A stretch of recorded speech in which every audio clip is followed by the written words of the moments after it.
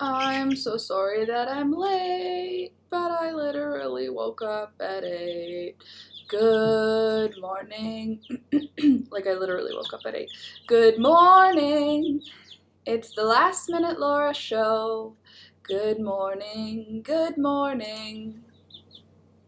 Hi, hello, hi, welcome back. If you're new, I'm so sorry that I'm late and that this is the way that you're meeting me, but this is the Last Minute Laura show. We get together Monday, Wednesday, Friday from 8 until 10 a.m. to hang out and chat, do a little socializing, start our day. Usually I wake up at 6 in the morning.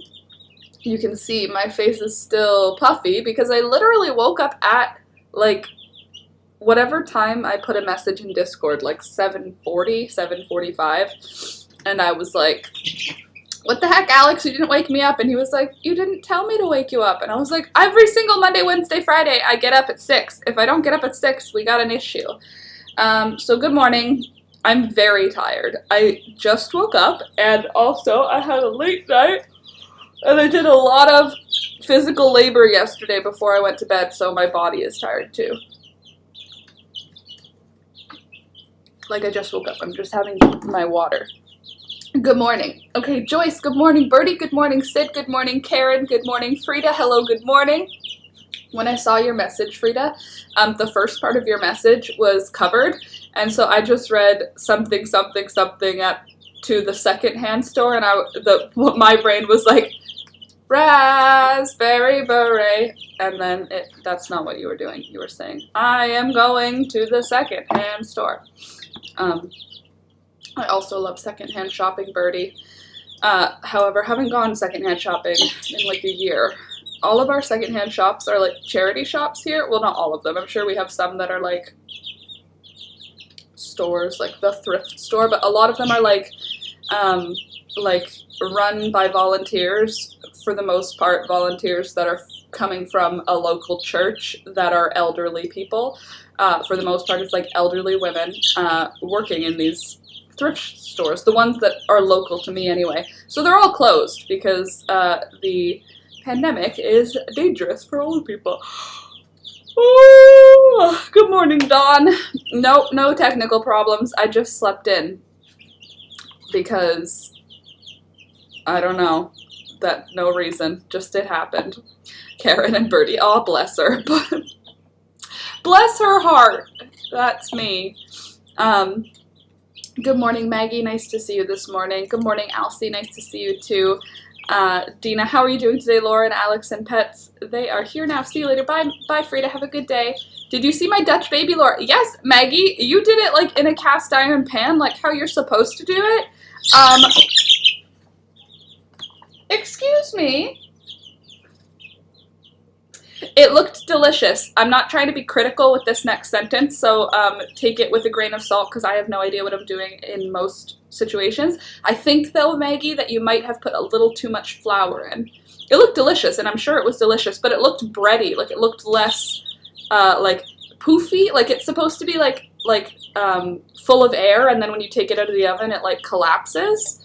Like, it should look... When you're taking it out of the oven, you should be like, how am I supposed to eat this? That's what your brain should do. And then when it comes out of the oven, it like collapses. Yours looked more like not like cake, like light cake, like an angel food cake. That was like kind of the texture that I thought yours looked. Still looked delicious. I'm sure it was delicious. It was delicious. Good. I'm glad, Maggie. So I feel like if it's a Dutch baby, there's less flour. If you put a little bit more flour, it's more like a pancake, kind of. Working on my usual project. Sounds good, Dina.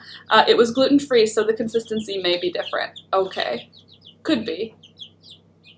Well, it looked good. It looked like a big, tasty pancake. Water in my cup. Me too, Dina. What's everybody else drinking this morning? Like, I really just woke up. Like, I have no makeup on and my baggy eye bags. I'm not sorry. I almost just apologized for how I look. I look the way that I look because I just woke up. Yesterday, I took a bath in the evening, and washed my hair and like shaved my legs and like had a whole wonderful bath before I went to sleep, and my hair was like curls, and then I slept on it and it isn't anymore. So that's that. A Swedish pancake. Ooh, Swedish pancakes. Is that like what you think the Dutch baby with too much flour was, or do you think, are you mentioning a whole new thing? I'm not giving you any of this. This is chocolate cake, mister. Yes, I'm still eating my mom's chocolate cake. Haven't gotten out of bed. Gonna grab some tea because my throat is sore. Good call, Maggie. Although that means you do have to get out of bed. But I guess not like for the day. This is mostly icing. I'm trying to find a piece that has cake in it. I feel like I picked a piece that was like very heavily iced. Thank you, Dawn. Not sweet of you. It's growing. I can't do much about it right now, but it's almost long enough to go into a ponytail. As soon as it can all go into a ponytail, everything will be better. Right now, when I put it into a ponytail, the like this part of my hair is not long enough yet. So everything that is part of this like headband worth of hair comes out of the ponytail, and it's not cute. Also, you want to hear some fun news? The teenagers, which now we're calling the young adults, because these are now the kids. The 5-week-olds are now the teenagers. The 8-week-olds are now the young adults.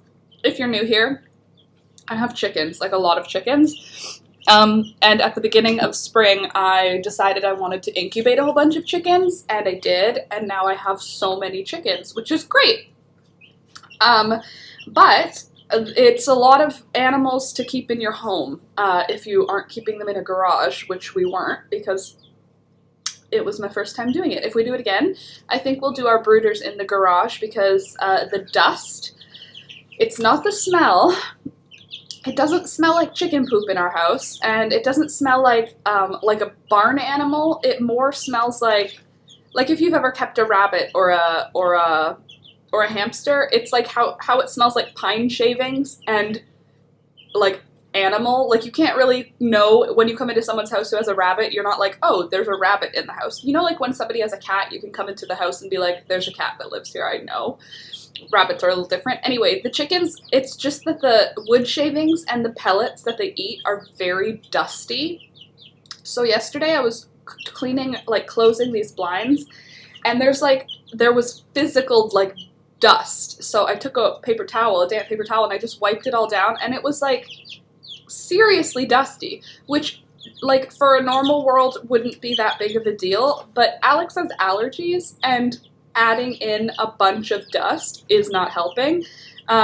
So since I can't figure out a way to like reduce the dust, I'm just pretty much exciting myself for when they get to start living outside.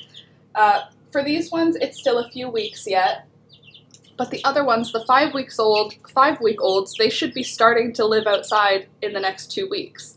Because they're already fully feathered, I'm just waiting for it to be a little bit warm. But the teenagers, which are the 8-week-old chickens, now you would call them chickens. They're not quite chicks, really. They're quite large. They slept in the coop last night with the chickens. They have lived now every day for almost a week. I've been putting them in the actual chicken run with the chickens. Nobody's gotten hurt. There's been no fights. They've been pecked at a few times, like to show them their place in the, oh no, I have the 2 different audios on again.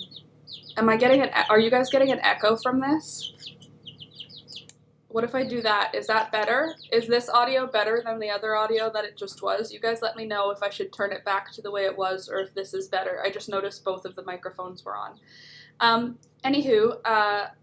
Yeah, so the teenagers stayed out in the coop last night, slept overnight in the coop. The original was clearer. Okay, thank you, Sid. Very well. Yeah, so the baby birds are now outside. Baby birds. The 8-week-old chickens, which are basically chicken sized chickens, are outside now, living their best life. They were happy outside all day yesterday. Nobody was like sad. And the now teenagers, okay, we've been calling the big ones teenagers, but we have to call them young adults now because now we have other teenagers. The teenager chickens, the 9 that we have, they stayed outside all day yesterday. It was only like 10, 12, 13 degrees by the warmest part of the day, Celsius. And they were just fine. They weren't like huddled together and trying to stay warm. They were like wandering around their little enclosure with no issues. They didn't seem like they wanted to come inside. By the end of the day, they were cold and tired and they wanted to come in, but like for the day. At what age will they lay eggs? 16 to 20 weeks is typical, but some breeds like Silkies and Barred Rocks and some of the more fancy schmancy breeds, they can be like 24, 30 weeks. So if you're hatching them in the spring, you might not get eggs until the next spring because if they start laying eggs, let's say in like October, usually like 6 months old, let's say. So if they're born in May and they start laying in October, they might only lay 1 or 2 eggs and then they'll stop laying eggs for the whole of winter, and then they'll start actually laying eggs the following spring. So if you want egg layers, you would have to start your eggs like in January inside. But then you have to keep chickens inside for like many moons, which is fine if you have like a brooder garage, but again, not great if you're doing it in the house. So that was fun for me yesterday, though, knowing that all the chickens were out. I spent so much time outside yesterday. I had an awesome day. I am so tired. The physical labor yesterday, you guys. I planted probably 100 zinnias. Okay, maybe not 100. I planted probably 50 zinnias, little zinnia seedlings. I planted them about 10 inches apart, 10 to 12 inches apart. In a garden bed that's about 10 feet by 10 feet, I have filled it with zinnias, and then I added a marigold and not enough eggs to sell. Well, no, I have lots of eggs. I'm actually selling a dozen hatching eggs tomorrow. No, I get a lot of eggs. I have 14 hens that are laying every day. So we have 16 birds, adult birds, 15 girls and 1 boy, and from our 15 girls we get about 13 to 14 eggs a day.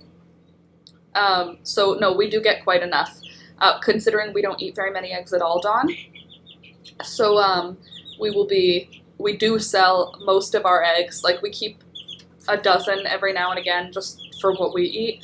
And if I'm going to bake or something, I'll use our eggs. But for the most part, we don't really eat eggs. Like, we don't eat eggs enough to buy a dozen eggs a week. Like, if we didn't have chickens, we wouldn't buy a dozen eggs a week.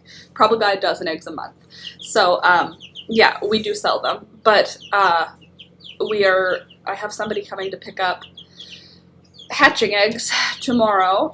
So that's ones that have not been washed and that have been, like, kept in a good condition place for that. But more is better, right?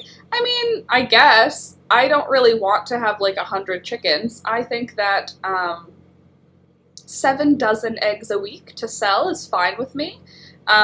As long as it is, I just don't want the eggs going bad. Like, realistically, we're not going to make money on the chicken eggs unless we have 100 chickens. Like, you need to have like a lot in order to actually turn a profit. So it's not really my intention to turn a profit with them ever. It's more for the joy of keeping them. And then the eggs, the money we make from selling the eggs, it just goes back into the chickens anyway. So it's not like a business. It's just like a maintenance fee. We sell the eggs and then that money goes into buying like infrastructure, like feed containers and like food, that sort of stuff. Hit that like, guys. I agree, Candace. Everybody should hit the like button. It's a super fun place to be when I have more energy.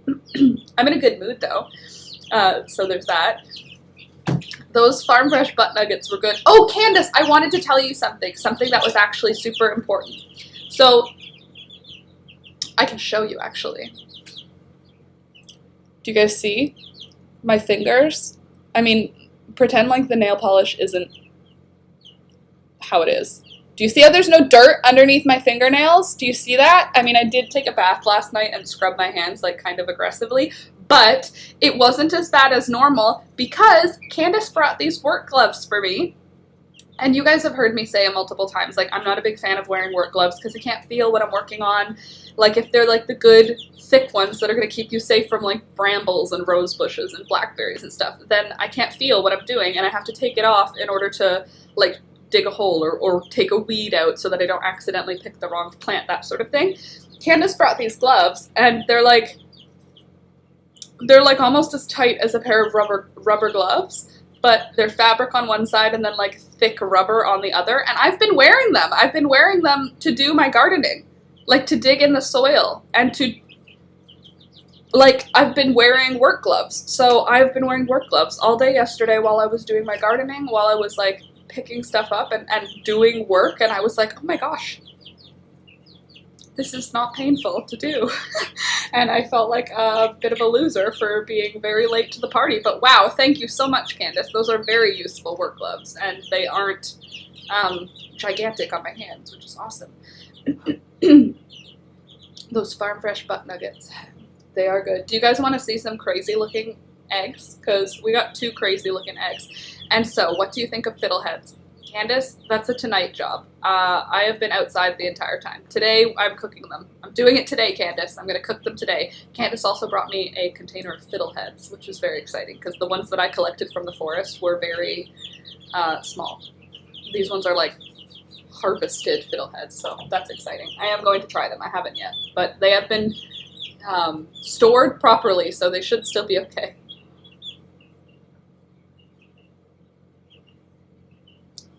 Okay, let me show you some butt nugget variety we've had. Okay, so this is just our, what's it called? Our tests, this is to give you an example. This is what a regular egg looks like. Just a regular egg. Poor sweet marshmallow this week had a twin egg, so this is going to be 2 eggs inside of 1 egg. Poor marshmallow. And then poor Poppy had the exact same thing happen. Look at this egg. It's as big as a goose egg. It doesn't fit into like an egg container. It fills my whole hand. Like, look at it compared to 1 egg, normal egg, 1 egg, twin egg. That's crazy. Look at that size difference. That's huge. So these 2 eggs happened this week, which are gigantic, and I just want to show you them compared to Sweet Pea's egg so that you can see, like, the variety of sizes we get here. Let me see if I can hold all 3 at once without having an accident happen. There.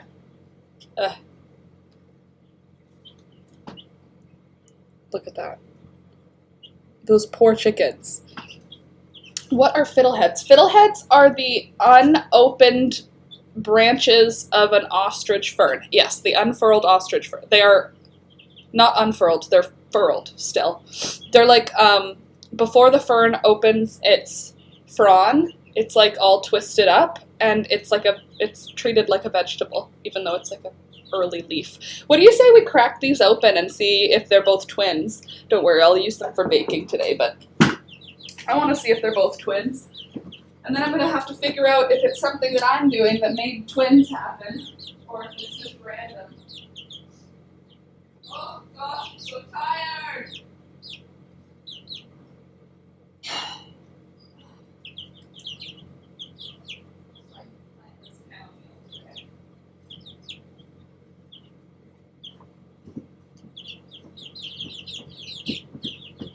I have a chamomile that needs to go in the ground today as well.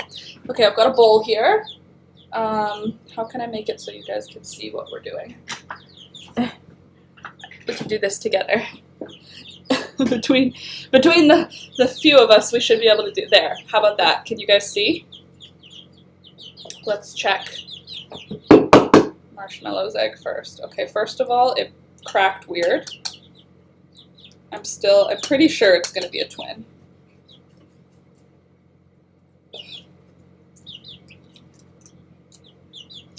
Yep, twins. We got twins. So big eggs, will have 2 yolks in it. What do they taste like? I ate one raw, and it kind of gave me like a sort of green bean vibe. Okay, let's check Poppy's egg. Are we twins? Yep, we got 2 sets of twins this week. Anybody have any idea if that is my fault? Or is that just a random thing? So we cracked 2 eggs, and we got 4 yolks. Pretty cool. Let me just bring these back to the kitchen so I can put them in the fridge so that I can do something with them today. I guess we're having Dutch babies for breakfast.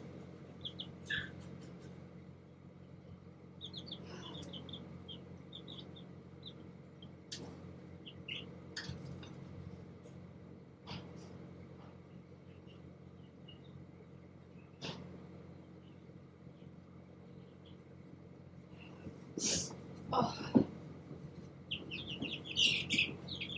All right.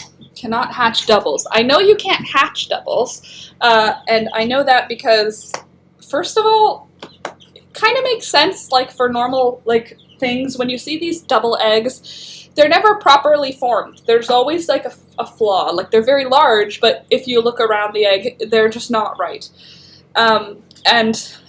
If you were to try and hatch them, it's pretty obvious just by looking at it. Like, 2 chicks can't fit in one. Even though it's bigger than a regular egg, it's not twice as big as a regular egg. It's not big enough to facilitate the full growth development of 2 chicks. There's a couple of people that I watch on YouTube who keep incubating them. There's like a farm I like watching, and every time I notice that he's incubating twin eggs, I feel like irritated. I'm like, you're just intentionally doing a science experiment with like a live thing. Like, always one of the chicks develops and the other one doesn't, and then the one that develops dies anyway because it's not a good situation for eggs to have 2 babies in them. But they keep trying, and then there's this other that I like watching. He's like a fun, silly little vlog about his little farm, but he keeps putting, every time that he gets one of those eggs, he puts it in an incubator, and every time it's dead, and then he like cracks it open and goes like, oh, it developed like this much this time. But in my head I'm like, you know it's gonna die, so it's weird that you're incubating something with the intention of it being like a not successful hatch. I don't know, it feels kind of like a science experiment thing. Thank you, honey. Can you pour it in a mug for me? Yeah. Thank you. How was the thing? Was your stuff there? Good.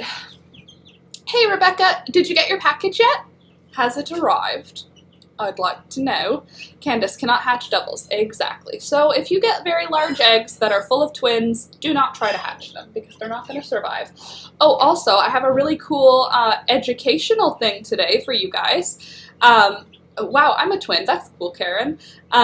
So an educational thing for you today is, we've talked about how the colors of eggs form. So, like, blue eggs is a genetic thing that the actual egg is blue. Thank you so much. I really appreciate it. Thank you. I have a donut. Do you want it? Sure. Because I'm eating the last piece of cake. You're welcome. There might be... Yeah, there's another. There's a honey cruller here, too. It's behind my computer. No package yet. Okay, sounds good, Rebecca. Keep me posted, please. Lol. When you get your postage. Keep me posted. Okay, so, little education bit. Also, don't forget to like the video as you come in, friends. What was I going to say? Education, right. So, blue-egged chickens have a gene that makes them lay blue eggs. The actual egg is blue. If you break apart the shell, the inside of the egg is like blue-green, like it's actually a fully blue egg. Whereas a brown egg is, I might be able to actually show you. I have an eggshells container. I might be able to explain my thoughts.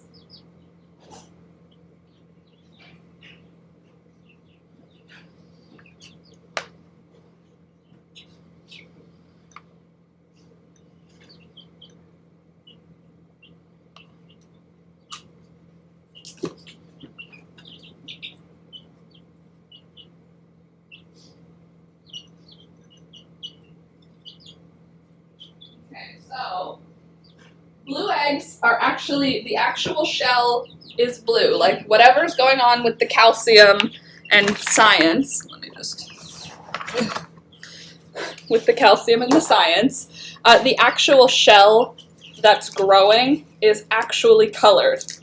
I'm just going to peel off that membrane so I can show you. So this is the outside color of the shell, and that's the inside. The actual shell itself is blue. It's not a white egg with a blue coloring. The actual shell itself is blue. But when you have a brown egg, it's actually, hold on, it's actually a white egg that has been spray painted essentially inside of the chicken. So even though this egg is super brown on the outside, the inside of the actual shell, the actual calcium egg color, is white. So brown-egged chickens have this ability, I suppose, that it kind of is like spray painting the egg from the outside to darken it. Whereas a blue-egged chicken is just laying a blue egg. So if you mix a blue-egged chicken with a brown-egged chicken, that baby will have blue eggs, but the ability to spray paint the egg brown, which means if you take a blue egg and spray paint brown on top, it'll look like army green. That's how you get the greens, by mixing the actual blue-colored egg with the spray paint style of the brown eggs. So another cool way that I figured out how to show you guys that is Clementine, our black copper Moran. She doesn't lay perfect eggs. Her eggs they're fine, like they taste fine, they've hatched, they're fine, but they aren't proper. Her spray paint system isn't perfect. So her eggs should come out, let me see if I can get a focus, really dark brown. But for some reason, her spray paint isn't working, so you can see the light brown underneath. Her egg should be entirely looking like that, but because her spray paint system on the inside of her body is flawed, she's got this weird-looking color story going on with her eggs that makes it look like it's been, like, scrubbed. But it hasn't. This is just how it came out of her. Isn't that bizarre? So, fun fact for you, white eggs are white, brown eggs are white, blue eggs are blue. There's your science for today. Double yolkers. Oh, it's random? Oh, good to know. What would happen if you incubated a double yolk? One baby would develop and then they would both die. None of our gas stations here have gas. Really? Yeah, where are you located? Coastal North Carolina. Jeez Louise, no gas. That's scary. It's not like that here yet. Rebecca, I'm in northern Florida, and 2 of our gas stations in town ran out. We got a delivery yesterday, and a smaller gas station by our house was really low, and my 2 sisters and brother-in-law, wow, got lucky and filled their cars and lawnmowers and gas cans for the lawnmowers. Yeah, our lawnmower belt broke, so we need a new lawnmower belt, but our lawn is beautiful. Okay, so that's scary about the gas. I hope that doesn't extend to here, and I hope that that's a shortage. Like, I hope that's not happening here. I hope that's not happening long term. That's scary, though. I want to understand the spray paint thing. Where did you find that info so I can read up, please? Honestly, cats, just Google,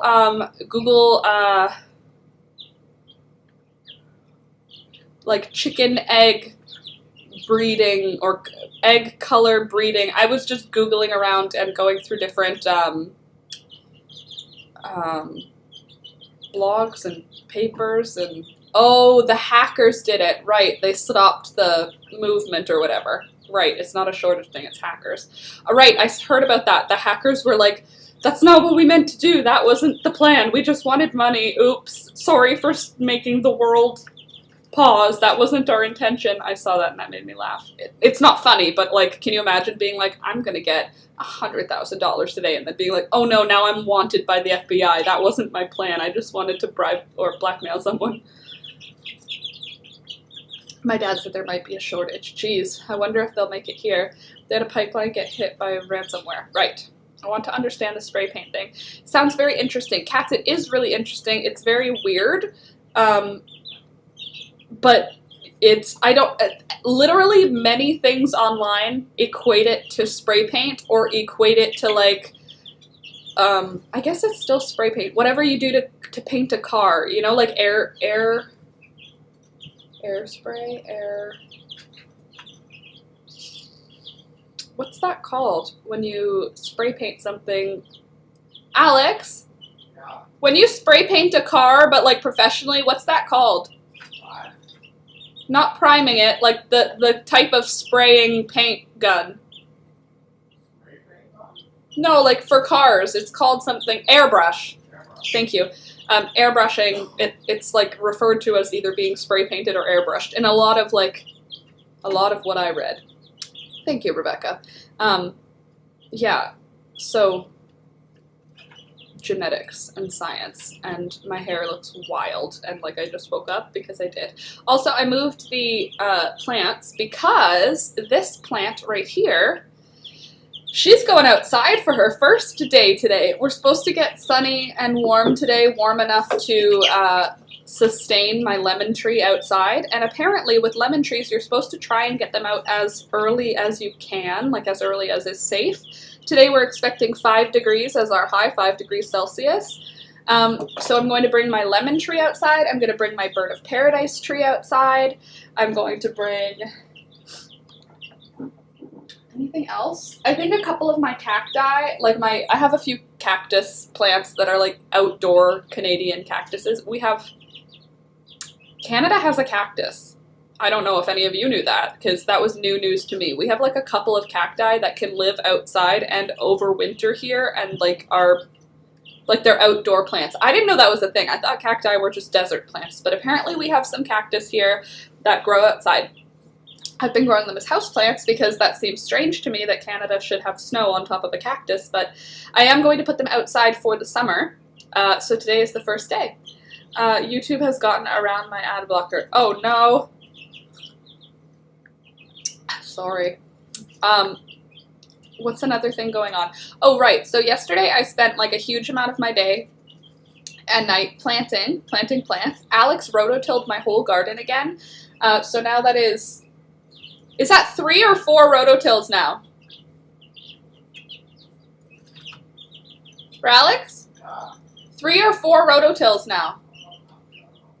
He said I'm not counting, I don't know. Either 3 times or 4 times he has rototilled my garden this spring. So each time between rototillings, there was like rainfall and the chickens had been out and like I added more amendments to the soil. Like I added some more topsoil, some eggshells, some, what else did I put in? Some like coffee grounds, things like that. I just added junk and then Alex rototilled again. So now it got rototilled yesterday evening, rip the worms, but it must be very well mixed and aerated by now. Yeah, well, Sid, the first time that Alex rototilled, there were so many worms. However, I don't think it's rip the worms. I think it's just like displacing them because the rototiller is like a big tiller. It doesn't, I mean, I'm sure a bunch of worms got sliced in half by it, but I'm also sure that a bunch of them just got pushed out of the way because the blades they don't touch each other. They just sort of like shovel the dirt out of the way. Good morning, Beauty. Nice to see you this morning. Laura, can I post a little sentence I just found about the egg coloring? I think it's fascinating. Please do, because if I'm wrong, I would like to correct that information. That being said, I mean, I got my information from the internet, so some of it'll be right, some of it'll be wrong. You can add peat moss. I did. Shoot, if you need coffee grounds, I could save those too, as I do anyhow. Lol, up to you. No, don't bother saving coffee grounds. It was just that we had a bunch in our thing. I did. I added 10 huge bags. Like, they're not even bags. They're like 1 foot by 3 feet by 2 feet bags of peat moss. We added like 10 of those into our different gardens. So we added peat moss, we added topsoil, and we added some amendments. So each time that he's done the soil rototilling, the soil's gotten darker. So our soil here is very heavy in clay. It's got a red tinge to it. It's like a light orange is kind of like what our dirt just sort of looks like here. When it's really dry, it looks kind of gray, but when it's like hydrated. It's kind of got an orange sort of vibe to it. And the adding the amendments and rototilling, each time he's done that, it's gotten darker. The soil's gotten darker. And I think it's just because it can hold more moisture now, because like the clay can't hold, nothing can get into the clay when it's in a ball. Like water can't make it to the middle, but by breaking it up and mixing it with sand and dirt and peat moss, the clay is in smaller chunks now. But each time that he's rototilled, the soil's gotten darker and stayed dark. Like if you rototill anything, it's going to look darker, but then it will dry and then it'll be a light color. This morning, I was just looking outside before the stream, and all of the gardens look like black. They just look like beautiful black soil. So I'm putting in some of my vegetable garden today. It's still a little early, so technically it would be like a sacrificial garden, but I'm gonna do it because last night our low was 4 p.m. Our low was 4 Celsius, sorry. Tonight, our low is 6 degrees Celsius. 7 degrees is tonight's low, sorry. And that's the lowest. Now we're going like 7, 8, 9, 11, 9, 9. And this is Celsius, which is perfect for plants. Like, that's fine. As long as it's above 4, you won't get frost damage. Even like 3 degrees should be okay, but 2 is where it's a little risky. That being said, I planted a lot of my stuff well early. Ooh, excuse me. I planted a lot of my stuff too early, but it didn't die. So yesterday I planted, like I said, like probably 50 zinnias. You can cover them overnight. They will definitely be fine. Yeah, I think so too. I think everything's going to end up being okay. Which I'm not going to cover them. I already planted all my green beans and all my peas. I'm sorry, my eyes are itchy because I just woke up and I didn't wash my face this morning. So just let me be. So I planted all my green beans and all my peas yesterday, and I planted a bunch of zinnias. I planted all of my sweet alyssum. I went to the garden center in the morning and picked up a bunch more alyssum in multiple colors, which was fun. And I planted a whole bunch of it. I planted the lavender plants that Candace gave me. She gave me 2 beautiful lavender plants, and I planted them in 2 different areas of my yard. So I'll get 2 different like smell bombs of lavender. And then I also planted like 10 or 12 chamomile plants just all over the place. I put some in my front yard, I put some by the house, I put some in the backyard. I put them all over the place. My plan is just that the general like aura of our home will be chamomile this summer. Chamomile and chickens, which is great vibes to me. So that's what we're gonna do.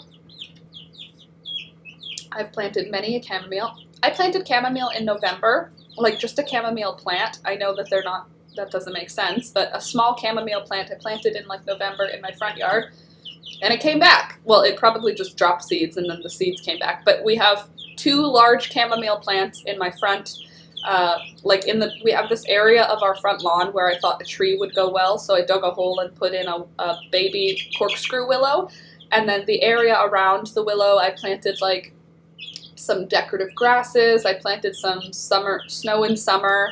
I planted I planted a hosta or 2, and I planted some chamomile.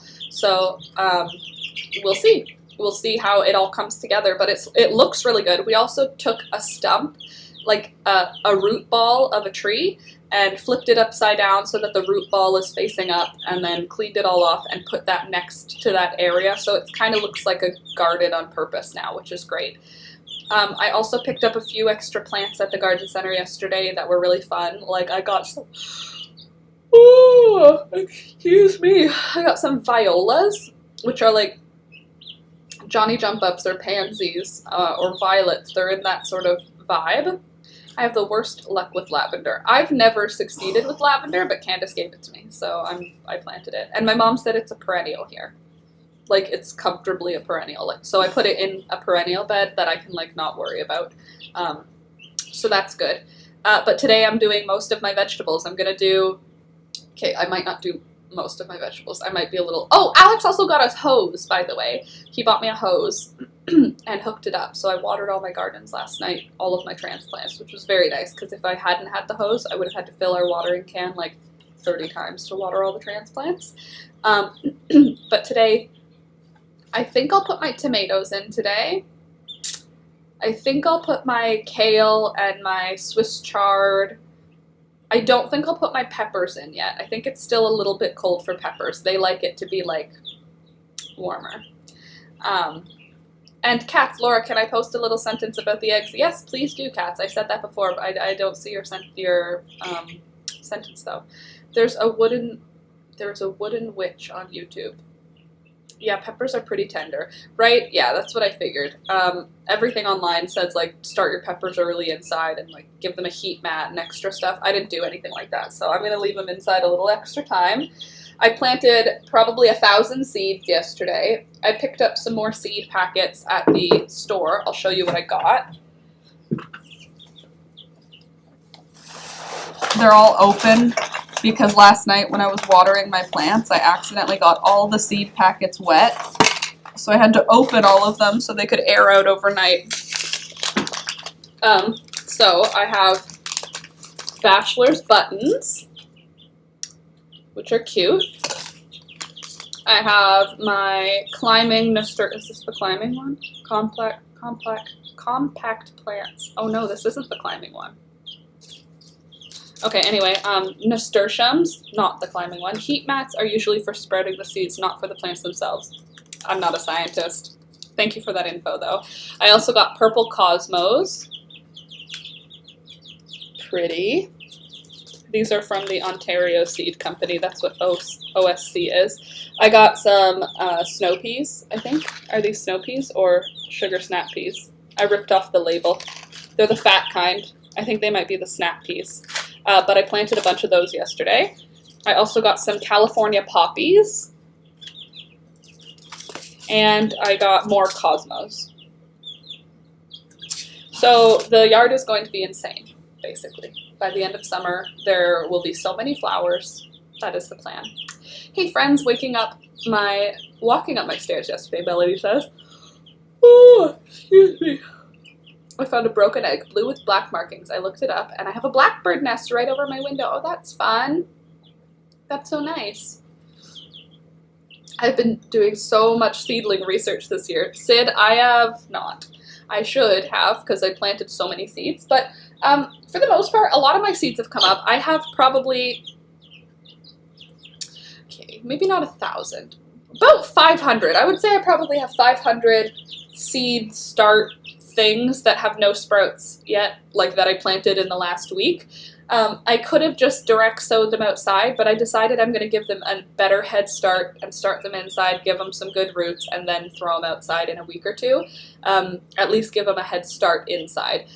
But the cosmos, I'm going to just do a bunch of sowing outside.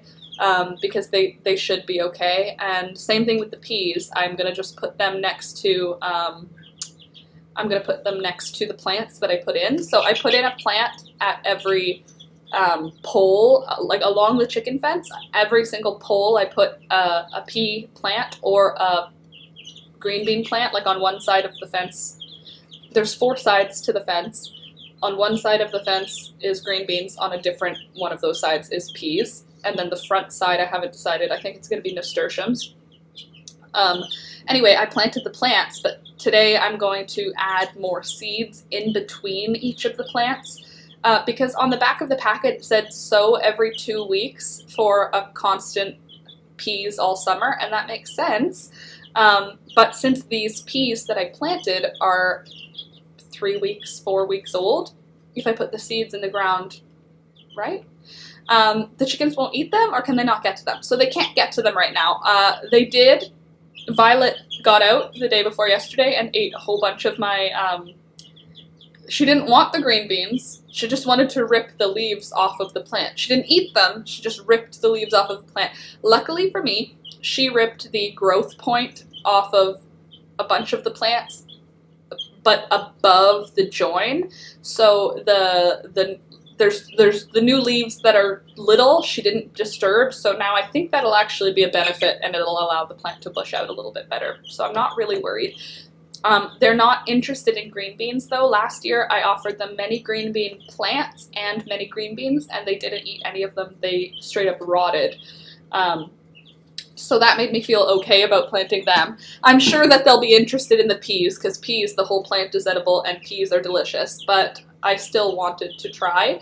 And I put them on the outside of the fence. So the inside of the fence is empty. The outside of the fence has the plants, but it didn't lean them against, like the chickens can't reach them right now. They're about 4 inches away from the outside of the fence. I figured as the plant gets a little bit bigger and more established, it'll reach for the fence when it's ready, as opposed to me trying to have it grow there and then having the chickens destroy it. The chickens don't even want to eat it, they just want to see it. They just want to screw around with it. Like when anything new happens, they want their beak is their like fingers, right? So if they want to interact with something to see what it is, they use their beak or their claws, and both of those things are destructive. So I know this about my chickens, and I'm not feeling any kind of way if they destroy anything this year. I do have goals to have beautiful flowers and a bunch of the food that I like, but I love the chickens more than those things. So for me, it's like, if the chickens get out and destroy things, what am I supposed to? I'm not going to get mad at the chickens. I can only get mad at myself because I created a situation where they are able to escape. If I really, really need them to not escape, that's on me. So yesterday, Violet, or Olive got out yesterday. I collected her, I trimmed her tail, but only on one side. Like, their tail is like it's kind of like this shape, and then when they're walking around, it's folded up. So I opened the tail, and then I just trimmed the feathers on one side, and then I trimmed her wing. It's trimmed already, but I trimmed it down a little shorter on the same side, so it'll make her balance worse when she's flying. I'm hoping that'll keep her in. That kept her in for the rest of the day. But since I'm planting right now, the chickens aren't allowed out for probably a couple of weeks. They're going to have to stay in their chicken run, except for like in the evenings when I'm willing to come out and like watch them. But the problem is, it doesn't matter if you're right there. They'll go right to where you don't want them because they're chickens. They don't understand. They don't care, and they don't understand. So hopefully we can get a bunch of the plants to make it to adulthood. But as my mom and grandpa both said to me, it's very easy to add flowers. I was like, that's true.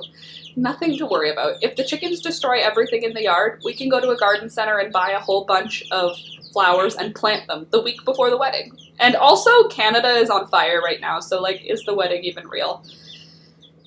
You know. Sid, she was like, these need pruning, so they bush out more. Yeah, she was actually helping me garden, Sid, totally. How's your dress coming, Laura? Maggie, it isn't. I haven't done anything. Our wedding is in 101 days. Do you know that? 100, well, oh no, that was a few days ago.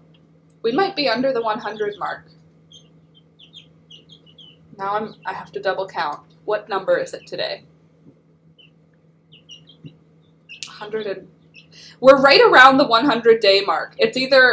It's between 102 and like 99. Because a couple of days ago I remember saying like there's 105 days left. So I feel like we're somewhere between 102 and 99.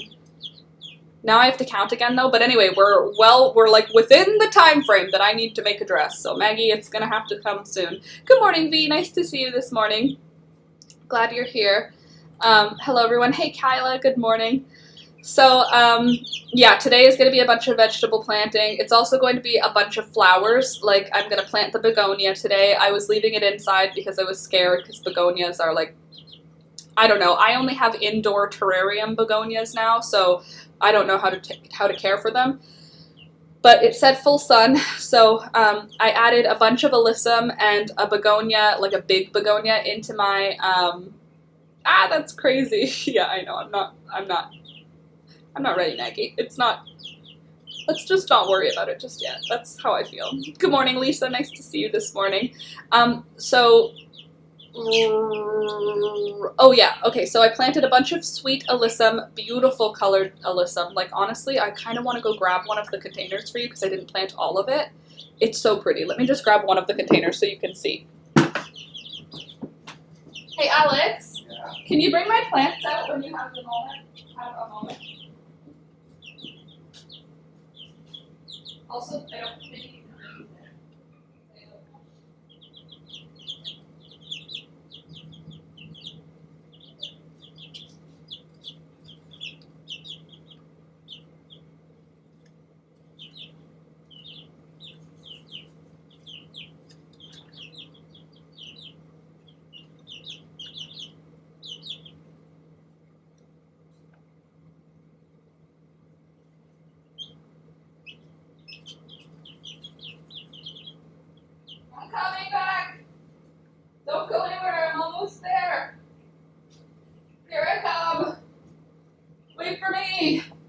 Okay, so the alyssum that I planted, this is the cool plant I got.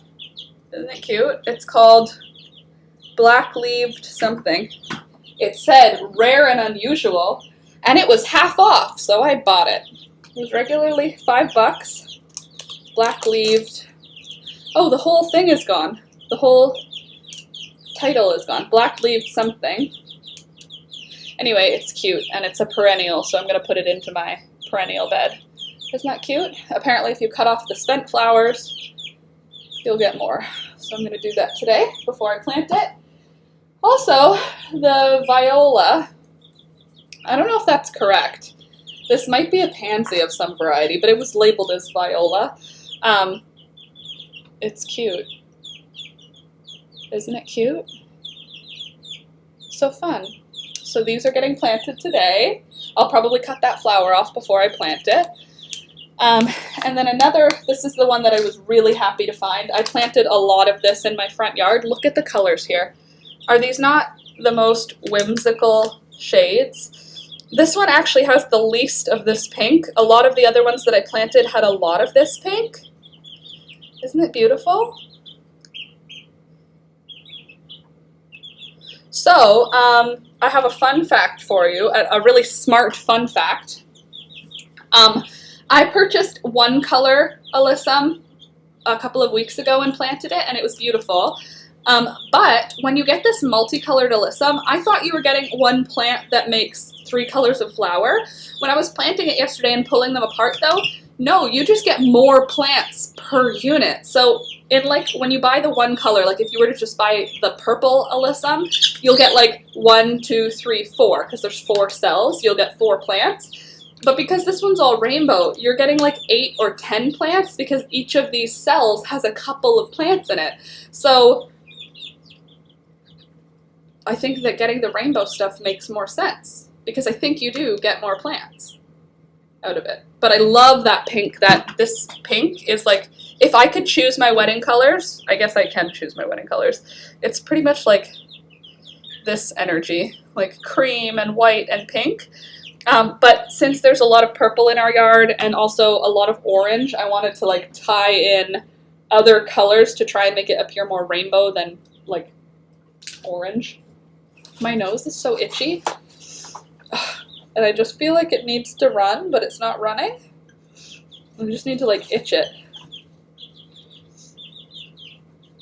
Sorry. Anywho, so those are the plants that I'm going to be doing some exciting stuff with today. But I did a whole bunch of this sweet alyssum in my herb garden. So in my herb garden, I surrounded all of my herbs with rocks, like large stones around each of the plants so that weeds won't grow close to them is my hope.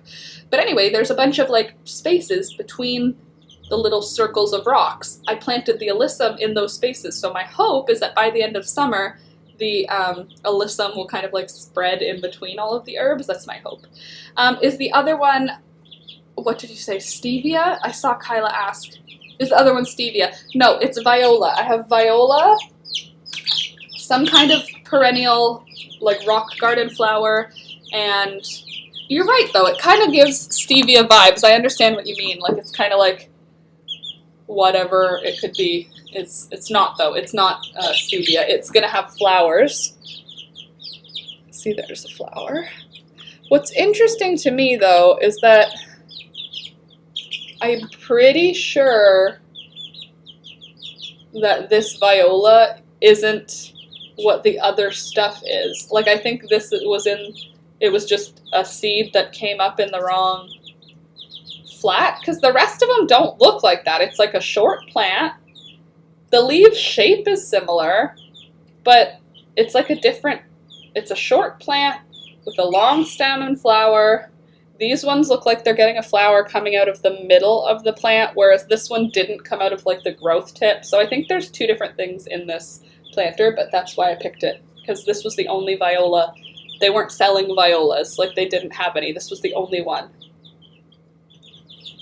So I don't know if this plant like the leaf shape is the same, but there's something else going on with this one, so I don't know. Maybe they're different colors of viola, and I'm just not sure about things.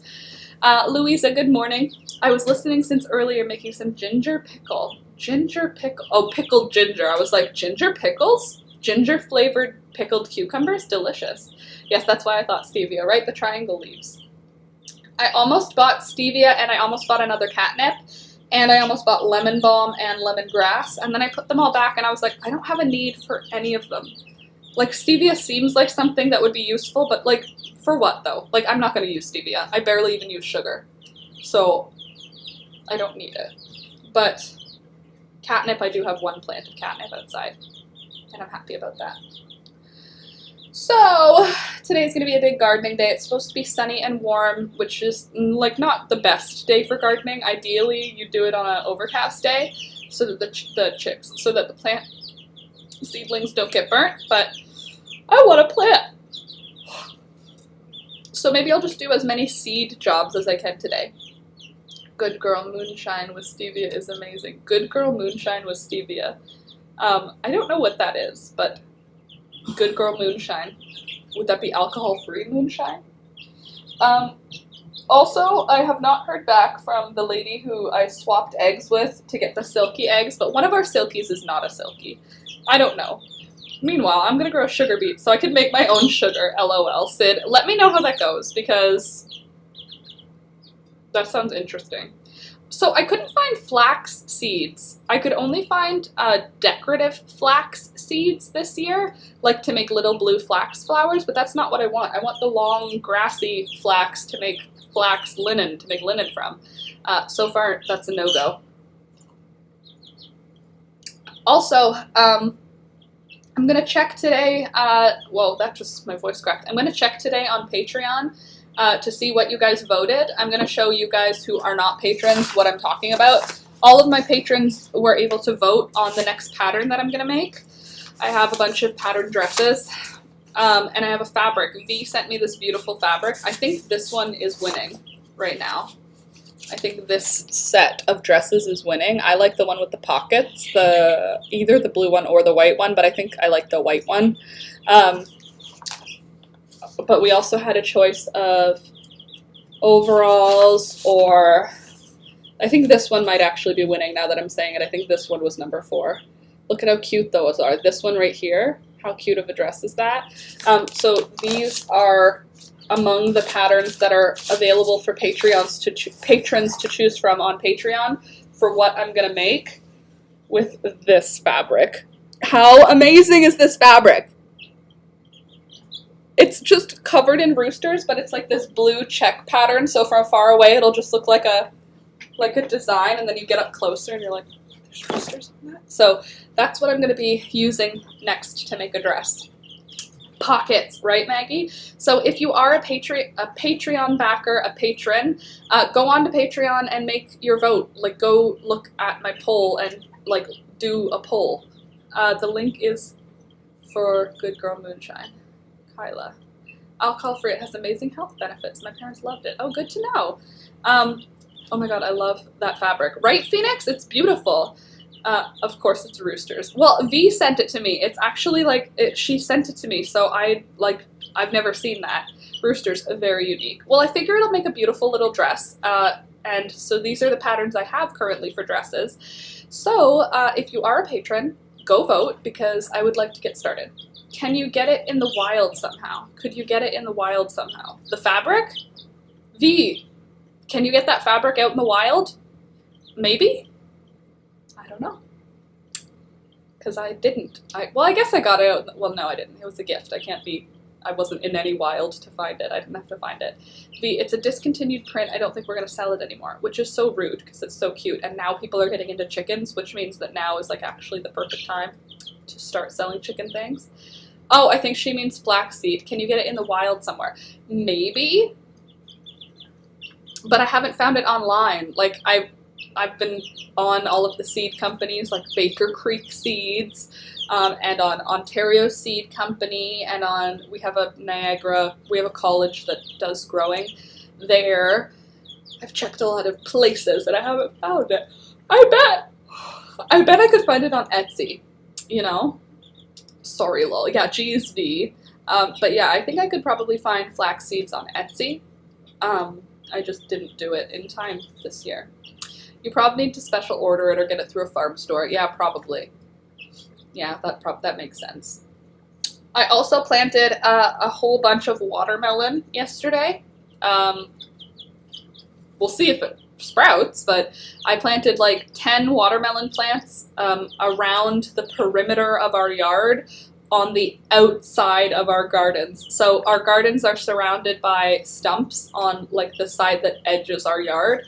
Like our yard backs onto a farmer's field that is being left fallow this year. They haven't tilled, they haven't put any seeds. It's just like a field this year. It's beautiful, and the field is coming up with last year's seeds. And last year they grew some like wheat or barley or something, like a long grass that makes a tuft of seeds at the top that looks pretty in the August month. So I'm really hopeful that they're going to leave that, because last year they didn't harvest it until September, and if they do that, if they don't harvest till September, then during our wedding there will be this beautiful yellow golden field behind our home. But anyway, on the outside of our backyard, like it's still in our backyard. Anyway, I have surrounded our vegetable garden on one side with stumps, and I put the watermelon seeds on the opposite side of the stump, so it won't grow into my garden, it'll grow out towards the field. It's probably got like 10 or 15, maybe 15 feet before our backyard touches the field, between our garden and the field, so it's got 15 feet to spread, so I'm not worried. No pumpkins? No, I haven't planted any pumpkins yet. I don't really have any use for them. I have a pumpkin that I've had since the fall in my feed room that I still haven't even fed to my chickens. I guess I could plant that, like the seeds from it. It's one of those white pumpkins. I'll show you, because it's literally been sitting in my feed room waiting for me to cut into it and give some of it to the chickens.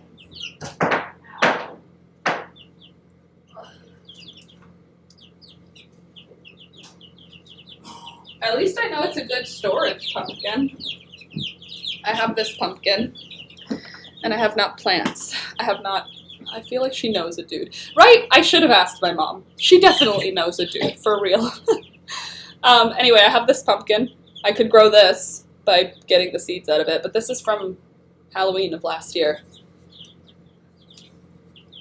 Somebody gave it to me after Halloween was over, and I was like, oh yeah, they gave me like a whole bunch of pumpkins for the chickens, and that one's the one that's left. It has not had any soft spots, nothing has happened to it. So no, I haven't decided if I want to grow anything like pumpkins, because they do take up a lot of space, and like if I'm going to grow some large plant that is for like the novelty of it, I want to enjoy it. So like pumpkins, fun, but also completely useless after the fact, whereas like watermelons, if we can't eat it because we pick it too early, the chickens will love it. I still have a ton of butternut squash. I like watching shine with plants. I substitute the sweet potato for butternut squash. Oh, smart. I have one butternut squash left from last year. I think I'll grow butternut squash just because it was very rewarding to have butternut squash left over through all of fall, winter, and spring. So I do think I'll grow a few of those. I am going to do zucchini, but I'm not going to start them from seed. I'm just going to get some from the garden center because I only need 4 plants, and they're always sold in cell packs like this for like $1.99. So I'm just going to buy them from the greenhouse and put them in because they'll be fine here, as opposed to me like starting them now from seed. They won't even catch up. They're a decent undergrowth that you can up for baking in the winter. Squash and pumpkin are very good for fertility. Human fertility or the ground fertility. I also have a white pumpkin from October that's still edible. Right? Nothing happened. It just has been sitting quietly, doing its thing. My random pumpkin. Dawn, make an apron for gathering eggs. Good idea. And they're a decent undergrowth. Like, the plant growth style is good for the garden, you mean? I mean, if it's gonna make less weeds, I'll plant anything, because weeding out of clay is like hell. Like, now it's easy to weed our gardens because Alex has rototilled so many times. Canning up pumpkin. Ooh, yum. Oh, you can can up for baking in the winter. Thank you. Canning up pumpkin. Now I understand. Human and soil. Interesting. Yeah, well, if it helps the ground, I'll plant it. I'll plant anything, and if it dies, I won't feel bad. You know what I mean? Like, my plan is to overplant so that I don't feel bad. Of course, to compost. Right, so yeah, the watermelons should spread out over a good chunk of land that is part of our backyard, but Alex and I didn't make it part of the garden this year because it was unworked area. Like, it's like hard clay with like sod on top. So instead we just left the garden a little smaller. So my plan there, I think it's a good idea to overplant. I think so too, V, right? Like, this is what I was saying to Alex. Like, on the instructions for things, it says like plant 30 centimeters, 12 inches apart. And I was like, well, if I plant them 10 centimeters apart or 10 inches apart instead, like, it's easier for me to pull out plants than to go like, oh, there's empty spaces. I'd rather have no gaps. I'd rather have everything just like be completely overtaken by the end of summer. I would like it to be overwhelming by the end of summer, you know? So that's my plan, is to just keep planting and keep adding seeds and keep adding flowers and keep adding flowers until there's no room to do any more adding of any flowers. And then my plan for this summer and the like late summer is collect seeds, and then next year I don't have to spend money on seeds, which for some reason is hard to do for me. When I was like buying seeds, I was like, $5 for seeds? And then in my head I'm like, but you get like 100 plants for $5. It does make sense. But I was like, but you can get 4 plants for $2. That means it's 50 cents a seed is what you're paying if you're doing it that way. But certain plants don't matter. So like zucchini, I'm not going to grow. Not yet, anyway. I'm not there yet. The plants take up too much space. Next year, I know I already have, like, I'm already more ahead of myself for next year, like how I'm going to start my seeds, when I'm going to start them. I'm going to do a lot more. Next year is going to be a little bit much. This year is going to be a little bit much. Yes, Sid, I've heard of the Three Sisters native special planting. Very cool tradition. Well, yeah, because the beans fix the nitrogen, the corn holds everything up, and then the squash covers the ground to prevent pests, right? The Three Sisters. I think that's a good idea to overplant. I do too. So I also did some window boxes. We have some like concrete planters outside that you can't move because they're made of cement or concrete or whatever. And the I overplanted them. I put some nasturtium, some marigolds, a petunia, chamomile, and a bunch of kale in one planter. And I figured in each of my flower planters, I also planted a couple of herbs because when you buy a cell pack of herbs, they just like scatter the seeds in. So there's like way more plants than there actually like looks like there is. I already said it, but I bought a blueberry bush. Oh, cool. A blueberry bush. Does it have flowers on it? Is it going to make blueberries this year? Don't forget it needs acidic soil. Also, if you have birds, they will steal all of them if it's in an open area where they can see it. So get a cover for it. The book is Native Traditions. Oh, cool, Kyla, thank you. The other thing, Rebecca, my mom does with her blueberry bushes is she goes to the dollar store and gets those, whatever they're called, the pinwheels. I think it's called a pinwheel. And she puts, they're like lots of colors and they just spin in the wind, and she just sticks them right near the blueberry plant. And wah wah wee wah. And apparently it helps with keeping the birds from hanging out. Apparently. That and what? Oh yeah, don't let Peekaboo out. Peekaboo got out yesterday. Alex didn't tell me until much later, which was smart because I probably would have lost my mind. No. But he said that she ran out the house, stood in the grass, and then he shooed her back. She came, like he shooed her into the house, which was not possible when we originally caught her. In December, it was not possible to corral her into the house. I had to capture her and drag her into the house. She was not happy to do so. This time she got outside. Alex was like, "What are you doing?" And he scared her back in, and she ran inside. Was her safe decision. So that's good. She didn't like get away, but she got out of the house for a moment yesterday. Peat moss to your soil and invest in cheesecloth to cover them from the birds. Oh, peat moss, that will help with the acidity? I didn't think of the birds. Yes, the birds.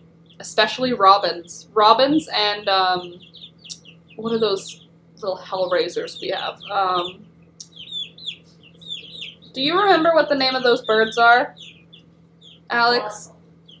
There's robins and starling. What did you say? Cardinals. No, not cardinals. Starlings.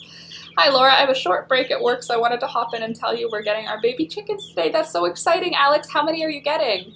Oh, that's awesome. V, I'm going to be tilling my garden after the stream. I bought a cocoa bean husk. I hope that helps my garden. I bought cocoa bean husk. Interesting. Cocoa bean husk. That sounds cool and awesome that you're tilling your garden after the stream. I am going to be in my freshly tilled garden after the stream. Each time Alex has tilled, the bits of clay have gotten smaller, so now when you pick up a handful of soil and you squeeze it and then you let go, it isn't a solid ball of hard clay, which is so exciting because I think that my plants are going to do a lot better. It smells so good. I bet. Cocoa husk. That sounds lovely. We have peat moss here, although I feel like I need to find a new thing for peat moss. Pretty much every time that I hear about peat moss, it's like very bad. Peat moss is like bad news bears. Don't use peat moss anymore. It's a non-renewable resource. There's a finite amount of it. It takes a very long time to re-up on its own. Stressful, stressful. But that's what we have available here. Like peat moss is in huge supply here, as opposed to like in other parts of like the States, you guys get cocoa coir, cocoa husk. Oh wait, is that what you meant? Oh, you got cocoa bean husk. So cocoa coir, cocoa husk is from coconuts, and we don't get that here. Like it's expensive here. I can be on at 6 or I can start sooner, hop out for an hour for my therapy. Good job that you're doing therapy. Oh, before it gets too late, voice chat on Discord Thursday. Voice chat on Discord on Thursday. What time? 4 to 7? Thursday. Let me check the weather from 4 to 7 on Thursday. Let me just hold on.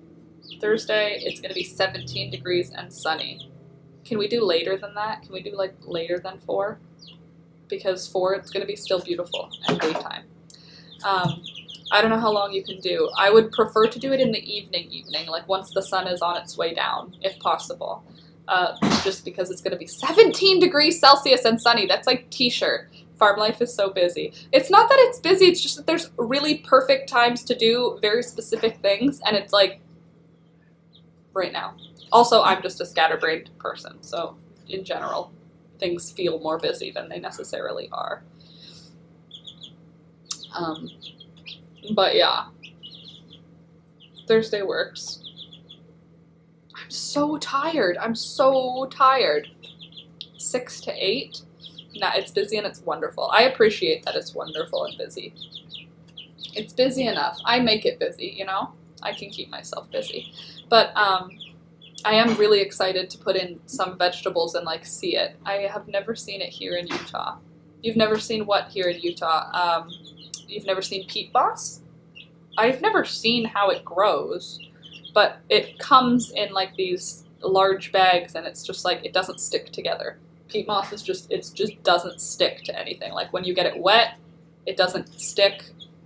When it's dry, it's like powdery, but it's like a plant matter.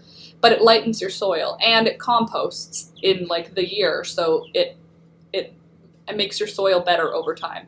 So our soil this year is significantly better than last year, so I'm excited to see if we can get like a real harvest on our tomatoes this year, because last year we got like I didn't have any like stored or anything. Like there was not enough tomatoes to do anything with. It was like, oh, we have tomatoes, let's have them in our salad tonight. There wasn't enough to like, I didn't make tomato sandwiches out of our tomatoes. There weren't enough tomatoes for it. And all the tomatoes we successfully grew were small. So this year I hope that we can have like tomato sandwiches, mayo, salt and pepper, white bread, slices of tomato I'm so excited for. Honestly, if I keep my eyes closed, I could fall back asleep. That's how tired I am right now.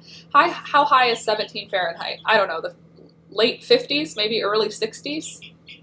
Let's find out on the internet.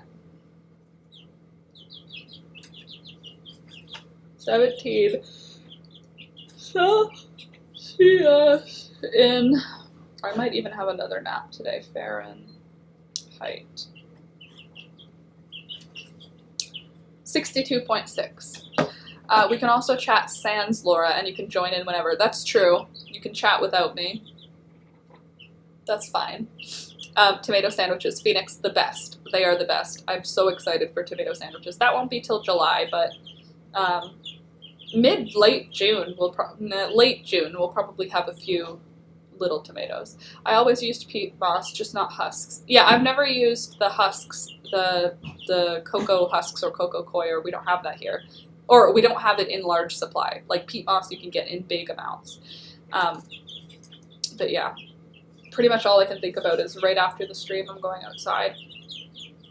That was me last night. Had to leave game night super early because I was a gonzo. That's like where I feel. Flax seeds, there you go.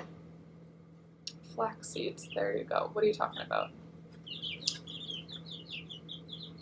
Oh, I can't see your websites, Kyla. I don't see any link. You said earlier that you put a link to something, but it didn't show up for me. Like I can't see. I know you're saying flax seeds. There you go. I feel like that probably means that you posted a link, but it doesn't show up for me if you posted a link. The link above, yeah. No link shows. I used cocoa husk last year, and my garden was pretty great. Okay. Well, if it ever makes its way here and I can find it, then maybe I'll try. But I'm going to add, my hair is so soft today. I will plan on being in the voice chat shortly after 6 p.m. and we can just chat until folks have to leave. Okay. Can somebody remind me in Instagram tomorrow? Because that's like, non-mods can't post links here. Okay, cool, Candace. Good to know. Can somebody remind me, though, tomorrow about the live chat?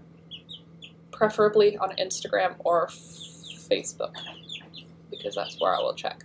Try Everwild seeds, non-GMO and organic for some. Okay, cool. The Everwild seeds.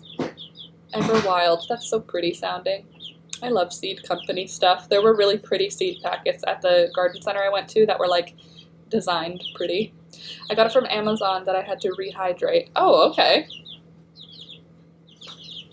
Well, I feel like I have, maybe for like my front garden. Someone else will have to message Laura on Insta because I don't have one, but I can remind on Facebook. Thank you. Appreciate. I would say Discord, but Discord doesn't send me a notification. I really have to pee. If you guys could just hold on a second and just watch these baby chicks in the background and maybe thunder here in the bottom, I'll be back in like 2 minutes. I just really need to pee.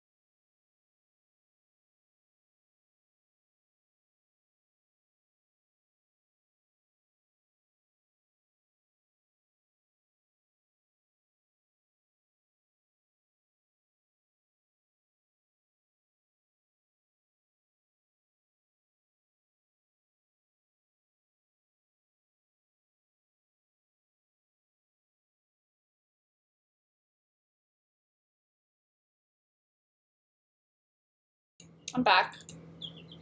And Peekaboo was just at the front door going, meow. You're not invited outside, Pika.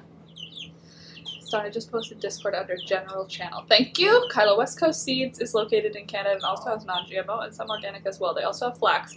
I'm not really worried about the organic when it comes to the seeds. I don't know why, but in my head I'm like, okay, so the seeds aren't organic, but if I'm growing them in an organic matter, aren't they organic now? Right? You know, like, I understand, like, that means the seeds were produced non-organically, but that doesn't mean that I can't grow an organic plant, right? If the seed is not organic, can the plant not still be organic? Or does the seed have to be organic for the plant to be organic? But, like, doesn't the organic have to do with the growing method of the plant? I don't know.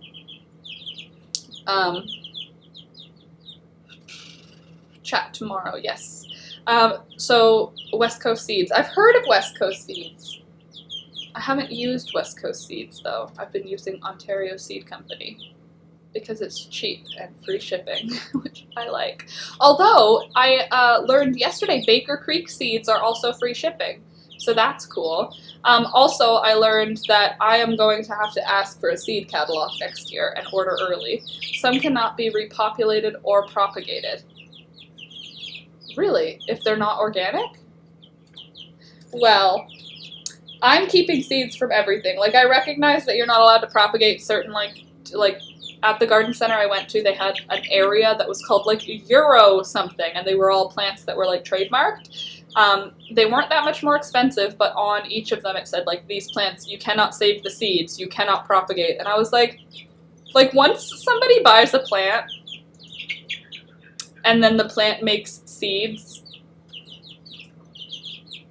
like, I know what you're saying. You develop the plant, you want people to have to buy the developed plant from you every year, but I mean, if it's making seeds, and I'm collecting the seeds from my other plants, you know what I'm saying? You know what I mean? So, like, I get it if the seeds won't create the plant that you bought. Like, sometimes that's the case, that the plant is a hybrid, so the seeds will not be true to form. You'll get a different plant if you plant those seeds. That's often with, like, apples. If you plant apple seeds from a tree that you got, that you love the apples from, you're not going to get the same apple when you grow those seeds. It's just not how it works. So I get that, but, like, for some things, like flowers, I don't know. I mean, it won't produce seeds for the next year because they are a hybrid. Okay, so it could just make it not true to seed then. I don't know. I feel like I haven't bought any seeds that or plants that I was like, wow, I need it to be perfectly like the plant on the package. For me, it's more like I Googled a million types of flowers and I was like, zinnias, nasturtiums, and cosmos are the type of flower that I want. Because I love how dill grows. I love how chamomile grows. Cosmos looks the same as dill and chamomile. It looks like the same type of growth structure. Like, the plant is, like, frilly, like that, for cosmos and for dill and for chamomile, which is great.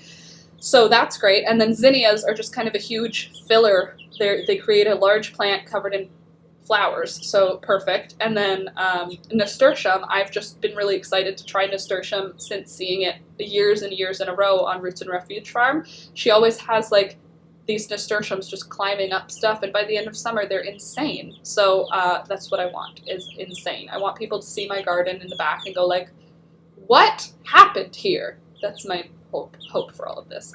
You want seeds that have not been altered and are organic. Genetically modified seeds won't grow next season.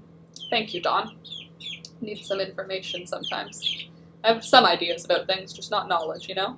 Same with apple and avocado. Yes, Louisa, I knew the apple thing. I didn't know the avocado, but good to know. But yeah, this year it's going to be a lot. I'm doing bachelor's buttons because Candace mentioned them multiple times to me. Like, she said, like, bachelor's buttons, that's where it's at. Those and Johnny jump ups. And I was like, I don't remember bachelor's buttons. But my mom grew them. I know she grows them because I have a memory of them. So I know they've been grown in my childhood somewhere. And I remember that they grow a long stem. Like, the flower is on a long stem, which is something I'm excited about to see. So we're going to see if I can get these bachelor's buttons to do anything. Height of 30 centimeters. Also known as cornflower, they are robust plants filled with double flowers in a full color range all summer long. Excellent in the border or as dried flowers. Attracts butterflies and hummingbirds. Best in full sun. Thin plants to stand 20 centimeters apart. Germinates in 7 to 10 days under normal conditions. Does not transplant well. Direct sow in late April to mid-May. Lightly cover and keep moist. So that's what I'm going to do. Today I'm going to sew a bunch of bachelor's buttons. And pretty much anywhere that I don't have a plan, I'm just putting seeds and going, if they come up, there will be flowers there. If they don't, I'll buy flowers later. So that's where the bachelor's buttons, there's going to be like a patch of bachelor's buttons in my backyard. We have apple trees in fig garden. They will grow in the fall. I would glean for apples and save the seeds. They aren't big apples like the ones sold in stores. Apple trees in fig gardens. They will grow in the fall. Interesting. What type of nasturtiums do you have, Laura? So I got 2 different types. I don't know where the second seed pack is, but I've used all of those seeds already. The one that I have here is called Whirly Bird, and I picked it because it has a mix of, it says large flowers of yellow, cream, red, pink, and orange. Stunning as a mass planting, pick off faded and spent flowers to encourage continuous blooming. So this one is called a Whirly Bird nasturtium. This is a bush variety. I also got a climbing variety, but I don't remember what the like Whirly Bird, I don't know what that word is for the climbing variety because I don't know where the seed packet went because I planted all the seeds. So the seed packet could be garbaged, but I doubt it. I'm a hoarder. It's around somewhere. Bring some flower plants into the house so you have huge plants for spring. Bring some flower plants into the house so you have huge plants for spring. You need an heirloom that you can save the seeds from non-GMO. I do have a lot of heirloom seeds that I planted from my mom. Like, they're just my mom's plants. A lot of my zinnias are heirloomed because they were just like years and years of seeds collected from my mom. So they're all organic and they're all like, they're hardy to my zone because my mom has been growing them for years. I have the Alaskan mix. I'll post some pictures of their leaves soon. Oh, cool. I couldn't find any really cool colored ones. All the ones that I found, like there was one variety of nasturtium, Friendly Taha. Hello, good morning. So there was one variety of nasturtium that had like honestly, like pretty purpley looking like flowers, like that kind of a purpley fuchsia. Many GMOs are infertile. I didn't know that, Sid, but thank you for letting me know. My mom's are not GMO because they are very much, all of my zinnias came up. And I didn't buy any zinnia packets. I only used my mom's zinnias at 100% germination rate. Literally 100% germination rate, which is exciting and surprising because literally none of my other plants had 100% germination rate. But my mom's zinnias and my mom's green beans are amazing. I've never heard of purple nasturtiums. Cool, right? Exactly. I didn't realize they were mostly like red and yellow, like in general, but I was looking online just different nasturtiums, and there is a variety now that exists and it's called something like ox blood or something like that, but it's like a purple-ish color. And then there's another one called Night and Day, and they are like brown and cream, like brown flowers and cream flowers. The brown is like dried blood, you know, like it's red but it's brown. So it's called Night and Day, and that one isn't red. And then there was a third one that was like yellow with dark red spots like in the throat of the flower. So those were the 3 that weren't like typical looking nasturtium colors. That's my issue with them. They're kind of a huge risk for the global food supply because they limit the community ability to seed save and not depend on companies. Yeah, and also it feels like when we're modifying stuff so much, it just feels risky. Like all it's going to take is one virus, one plague, one pest that these things aren't prepared for, you know what I mean? Fig garden, there we go. Fig garden had a house full of trees for every season. I wish I could afford it. It was perfect, just like in the Bible. Fig garden had a house full of trees for every season. I don't understand what you're talking about. Is Fig Garden a store? And what do you mean they had a house full of trees for every season? I don't understand. Explain me. Yes, Sid, the Free Seed Project. Rob Greenfield is a humanitarian and a green activist. Interesting. Oh, cloned plants are a whole other issue. Well, cloned plants are an issue too because like people want to have this type of apple, but they don't grow in this climate, so they like, no, that's not cloning. That's, what is that called? when you graft, that's how our apples grow here, is you have like a variety from our location that makes up the stump, and then the rest of the plant is like a grafted apple that doesn't grow here.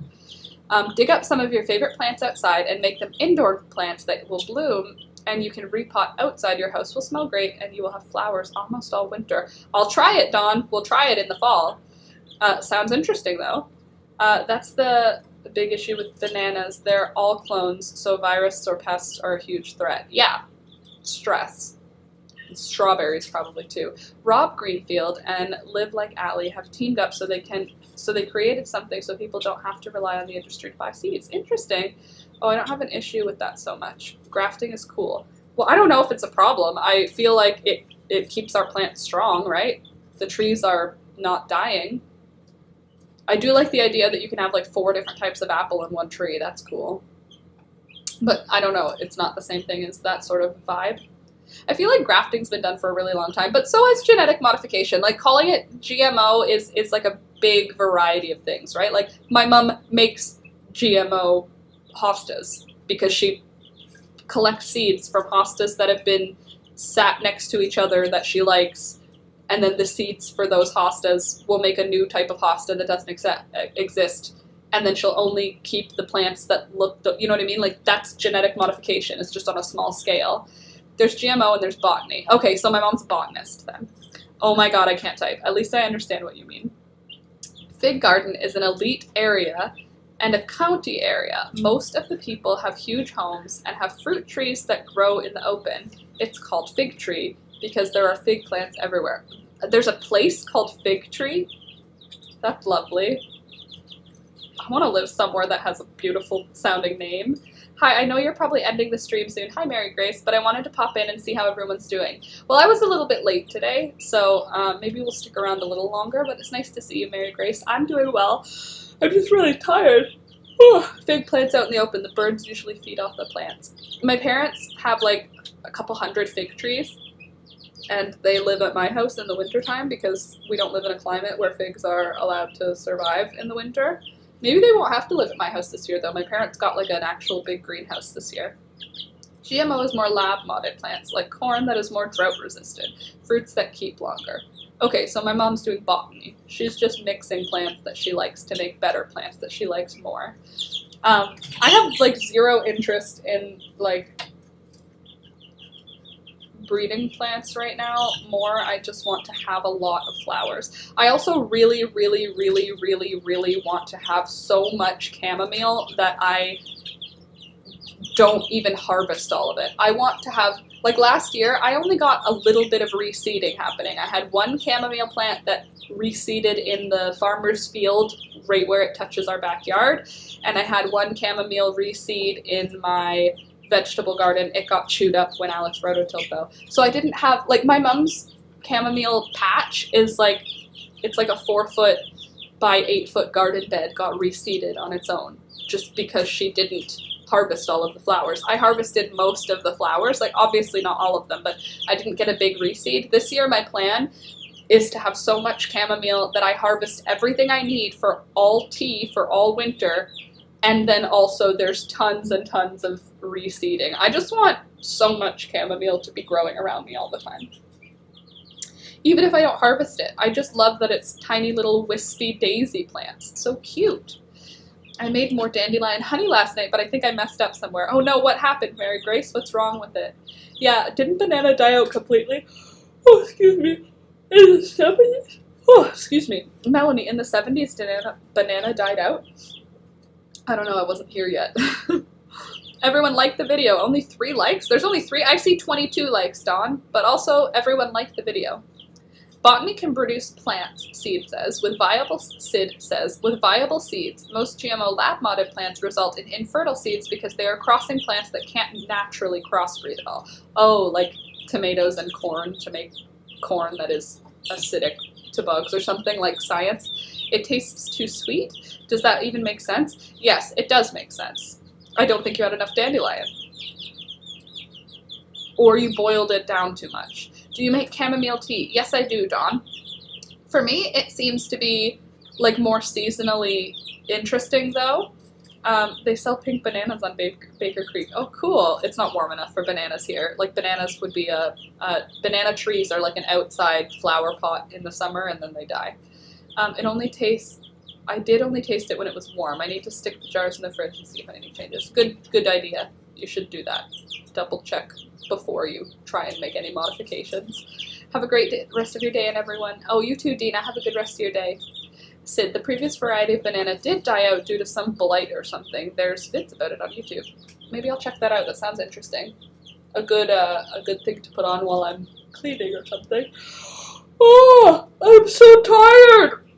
I just want to be awake, but my eyeballs are so tired.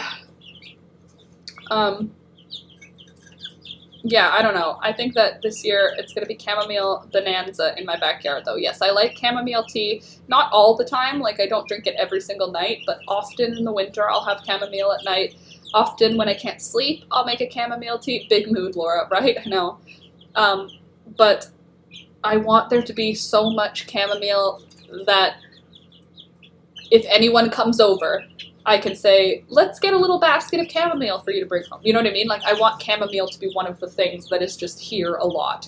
Chamomile and mint, I want to have in large supply. I recognize that mint is a weed and other people don't like having mint spread, but I want mint and chamomile on tap. Like, I want there to be the quantity of mint and chamomile that I will never go, I'm out of chamomile. Like, I'm never going to be out of chamomile ever again. Plus, I love the idea of finding ways to make it gifts. Chamomile, I feel like it's a good thing to be able to gift to someone as a tea. I'm hoping to get a ton this year again. Did you do a ton last year? I'm very excited for it. I love the chamomile goal. Me too. I love chamomile with vanilla, puts me straight to sleep. Well, my plan is that you plant mint. People in the UK be like, you plant mint? Well, I do have wild mint that has taken over this whole area of our like side yard, but I let it because it's an often trampled area, so it gets held back just by us walking through it a lot. And Alex mows it down at the end of the season. Like, I don't really see a problem with mint. Like, obviously I haven't had it in a place that caused me problems, but it's not a low-growing plant. Yes, it's a persistent plant, but the roots aren't deep. Like, if you pull on a mint plant, you can pull up the plant and knock it back for another season just by ripping it up.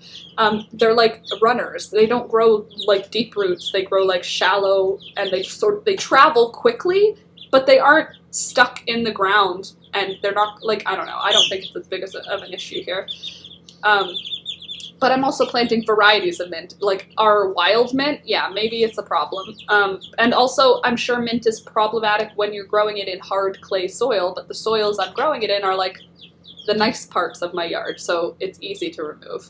So I guess the main banana plant, Melanie says, was susceptible to Panama disease, so all farmers switched to a good variety, that's a GMO variety, that is more pest resistant in the 50s. As long as you don't let it get invasive, it's not really that big of a deal. It's people who don't want to tend things at all that have issues with it. Well, I've been, like, pruning my mint back so that I have nice places.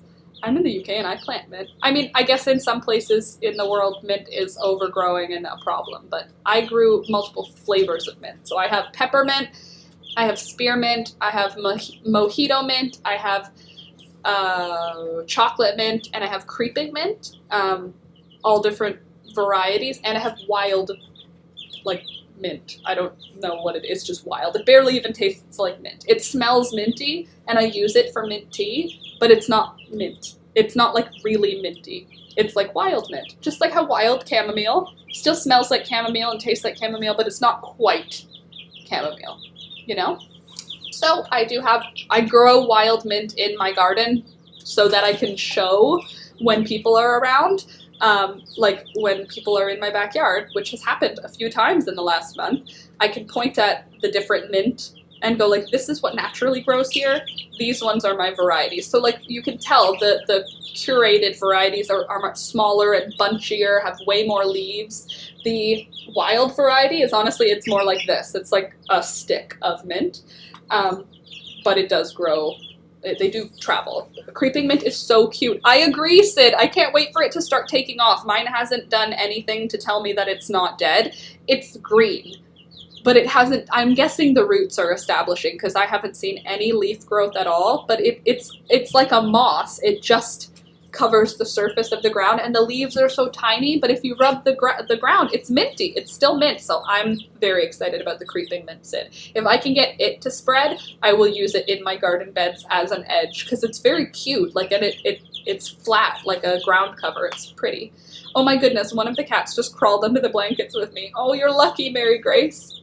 That's true love right there. Hey, kiddos. How are you guys doing? I think we actually have quite a few girls in this batch, which I'm super excited about. God, I love these birds. I love chickens. I love chickens. I love all of them. I love looking at them. I love holding them. I love talking to them. I love when they talk to me. How you doing in there, you? Hi. Good morning. Oh my goodness. What's going on? Oh God, they're so freaking cute. Okay, I have chocolate mint, lemon mint, and mint mint. I don't have lemon mint. I haven't picked up lemon mint. Chocolate mint is the best. It literally smells and tastes like an after 8 chocolate. Can we see them? Maggie, yes, of course we can see them. Who wants to come out? They're like, I don't know. It's very scary out in the world. How about you? You're beautiful. I'm sure everyone would love to see you. Hi. Hi. Oh, no, hold on. I'm keeping it. I promise I will keep you safe, okay? Hold on. Look at this beautiful.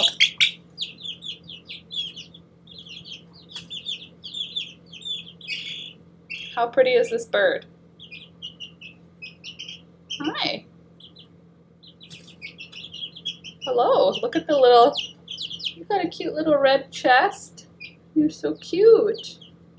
Weird comparison, Melanie says, but it's like the cannabis you grow outside versus at a dispensary. Yeah, exactly. It's just not going to be the same thing.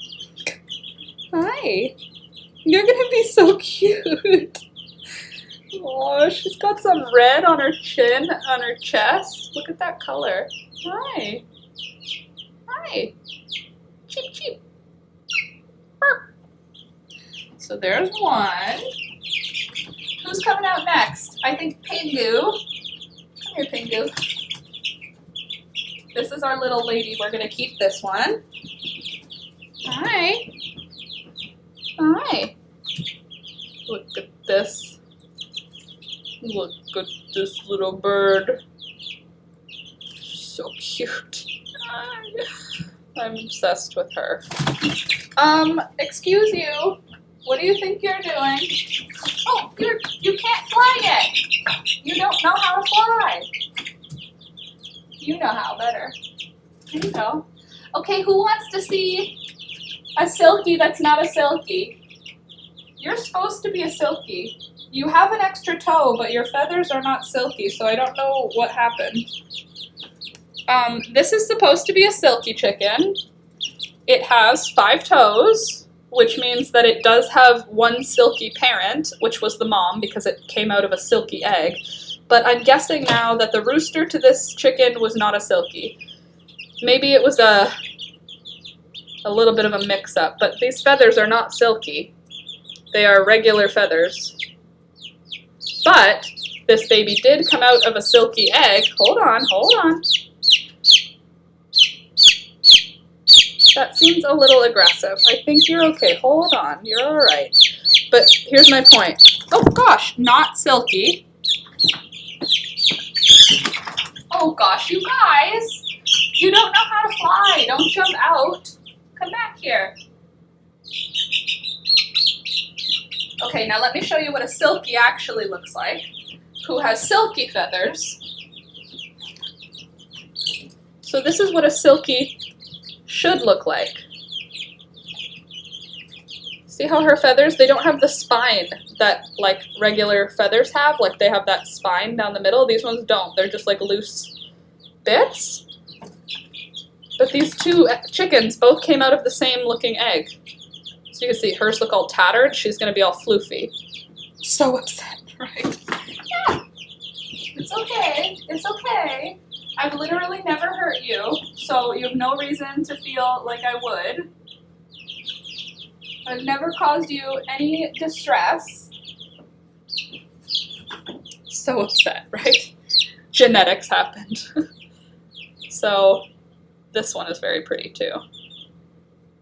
And pretty chillin'. You're not too stressed, are ya? I don't know you, I don't know you. I don't know. Okay, go back in. Who else can we show off in here? Who's the prettiest bird in all the land, huh? You guys are all the prettiest bird in all the land. Oh God, I love you guys. Can I keep you all? Pingu, you are so sweet. Pingu always wants to be out of the enclosure. Let me go grab one of the 5-week-olds. I'll be right back.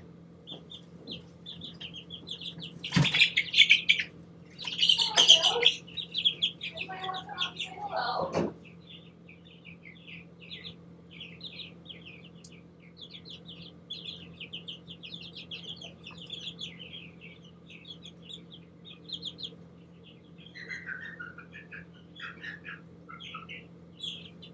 I want to show you this chicken that I'm pretty sure is a rooster, but I wish it wasn't. This is one of Marshmallow's babies. Hi, it's okay. Look at how pretty he is. Hi. You're so handsome. Don't go anywhere, you're all right. Isn't he pretty? I know, right, Maggie? So big. You're a big baby, huh? You're a big baby. Yeah, they get really friendly when they're at this size because they're finally heavy and they can just sit with us. But look at how pretty. This is Marshmallow's baby, which is interesting because it doesn't look like marshmallow, but look, you can tell it's Marshmallow's because check out those little cheekies. We got little cheeks on you. You're going to be a puffy cheeked baby. All right. You're all right. I gotcha. You can just sit. You're safe. It's all right. It's all right. You're all right here. You're safe and sound. Yeah. Good morning. Isn't he cute? Got good balance. Beep, beep, beep. You look like a little eagle. Little hawk or something. What a cutie, I know, right? Like a weird little turkey vulture baby. Did we get a wrong egg? Are you a turkey vulture? You pretty turkey vulture? Where are you gonna go?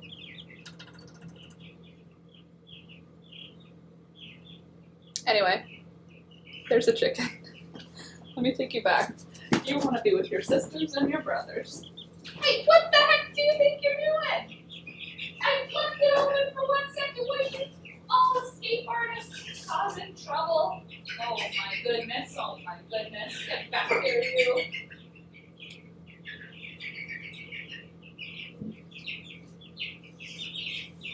Alright, so this is another one that we are keeping. Right here. This little mama. Oh my god, turkey vultures are huge. At least that's how I remember them. They are huge, Mary Grace. They're very big. They live around here very commonly. They're probably one of our most common predators. Escape chickens. Yes, there was a bit of, hi. There was a bit of an escape chicken. So this one belongs to Miss Buttercup. This is Buttercup's baby. Hold on. Just sit on my hand. You're good. You're fine. Good morning. I finally made it to a live. Have a good day. You too, Claudia. It's nice to see you. Welcome. So this one right here we are going to be keeping. This is Buttercup's baby. Pink feet, just like her daddy, and beautiful red feathers mixed in with her brown feathers. She's very sweet. Hi. And quite pretty. Okay? You're quite pretty. See, look at those feathers. See the little red ones peeking out? You're very cute. Actually, I think I'm gonna go now because I'm gonna sneeze. Sorry, I have a sneeze coming.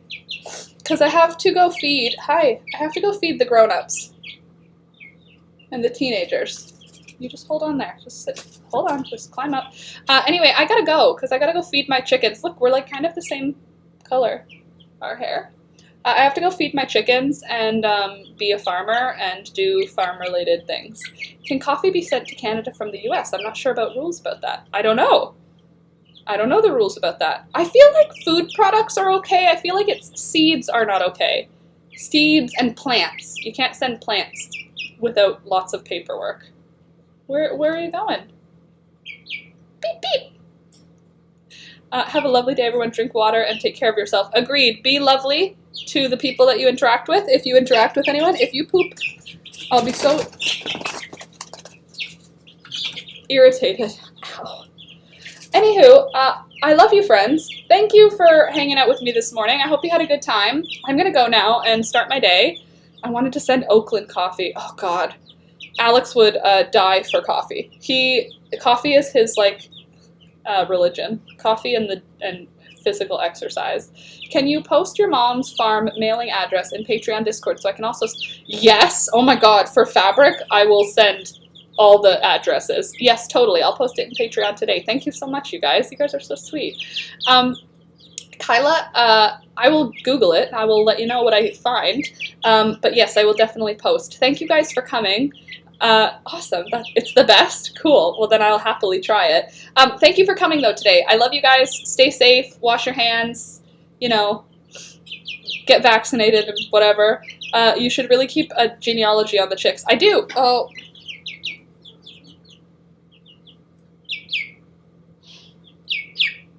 We just had a poop happen on my office chair. See, this is why they need to go outside. Okay, I love you guys. I will see you on Friday. Have a good rest of your day. Don't work too hard. Wash your hands. Stay safe. All the things. And thank you so much to my patrons. We have 2 new patrons that aren't on this list, and I'm going to give them a special shout out on the next video because I forgot to add them to the list for today, so I love you guys so much. Thank you for supporting me on Patreon. If you're not already supporting me on Patreon, check the link in the description below. Please subscribe, like the video. I love you so much. Okay, bye!